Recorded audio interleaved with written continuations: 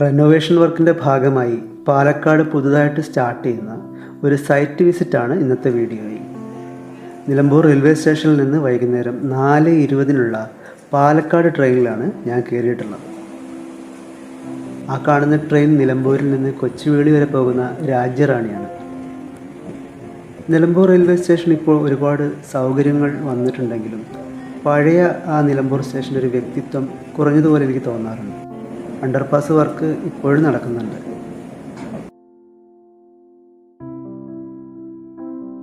വൈകുന്നേരം ഒരു 6 മണി കഴിഞ്ഞപ്പോഴേക്കും ഷൊർണൂർ എത്തി. സ്വാഭാവികമായും കാപ്പിയും വടയും വാങ്ങി. പാലക്കാട് ഭാഗത്തേക്ക് ട്രെയിൻ പോകുമ്പോൾ ഭൂപ്രകൃതി മാറുന്നത് നമുക്ക് പെട്ടെന്ന് മനസ്സിലാവും. ട്രെയിൻ യാത്രയിൽ മാത്രം കിട്ടുന്ന ചില മനോഹരമായ കാഴ്ചകൾ ഇത്തവണയും കിട്ടി. നല്ലൊരു അസ്തമയം കാണാൻ കഴിഞ്ഞു. രാത്രി 7:30 ആയപ്പോഴേക്കും മങ്കര റെയിൽവേ സ്റ്റേഷനിലെത്തി. നാളെ രാവിലെയാണ് സൈറ്റ് സ്റ്റാർട്ടാകുന്നത്. അപ്പോൾ രാവിലെ കാണാം. ഈ സൈറ്റ് ഉള്ളത് പരുത്തിപ്പുള്ളി എന്നൊരു സ്ഥലത്താണ്. വീടിൻ്റെ മുന്നിൽ കിഴക്ക് വശം തന്നെ പാടമാണ്.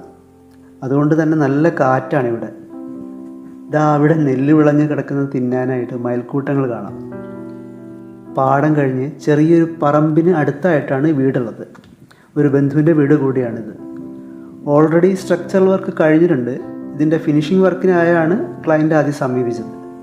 പക്ഷേ ഇപ്പോൾ ഉള്ള വീടിൻ്റെ തന്നെ വർക്കിൽ പ്ലാനിങ്ങിലും വർക്ക്മാൻഷിപ്പിലും പാളിച്ചകളുണ്ട്. അപ്പോൾ അത് പരിഹരിച്ച് വേണം മുന്നോട്ട് പോകാൻ.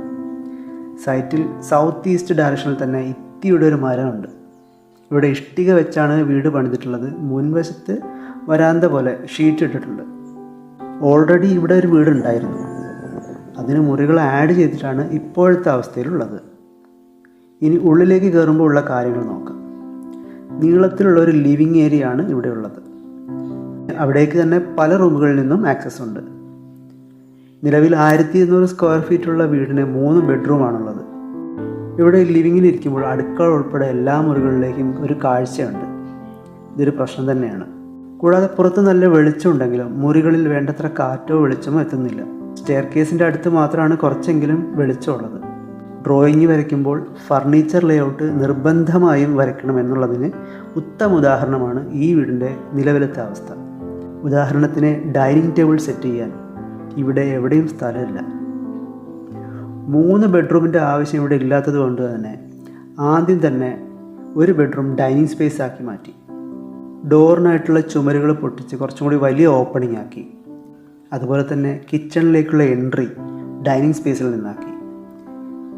നിലവിൽ കിച്ചൺ എൻട്രി ക്ലോസ് ചെയ്തതോടുകൂടെ അവിടെ TV യൂണിറ്റ് സെറ്റ് ചെയ്യാനുള്ളൊരു ചുമരും കിട്ടി. കാറ്റിനും വെളിച്ചത്തിനുമായിട്ട് വലിയ ജനാലകൾ കൊടുക്കാനും തീരുമാനിച്ചു. ഇവിടുത്തെ കാലാവസ്ഥയാണ് എനിക്ക് ഒരുപാട് ഇഷ്ടപ്പെട്ടത്. മാർച്ച് മാസം പാലക്കാടായിട്ട് കൂടെ ഇവിടെ നല്ല കാറ്റാണ്. നൊസ്റ്റാൾജി ഇഷ്ടപ്പെടുന്ന ഏതൊരു മലയാളിയും ആഗ്രഹിക്കുന്ന പോലെയുള്ള നല്ല അന്തരീക്ഷം. പണിക്കാർ ഇന്നലെ തന്നെ എത്തി. അവർക്കുള്ള ഭക്ഷണമാണിത്. വീടിൻ്റെ മോഡിഫിക്കേഷൻ്റെ ഭാഗമായി നിലവിലെ വീടിൻ്റെ മുൻവശത്തുള്ള ഷീറ്റ് മാറ്റി ഒരു നീളൻ വരാന്തയോടുകൂടി ചില്ലറ മാറ്റങ്ങൾ വരുത്താനാണ് ഉദ്ദേശിക്കുന്നത്. അതിൻ്റെ പണിയാണ് ഇപ്പോൾ സ്റ്റാർട്ട് ചെയ്തിട്ടുള്ളത്. എന്തായാലും വരും ദിവസങ്ങളിൽ ഈ വീടിൻ്റെ പുതിയ അപ്ഡേറ്റുമായി കാണാം. അതുവരേക്കും ബൈ.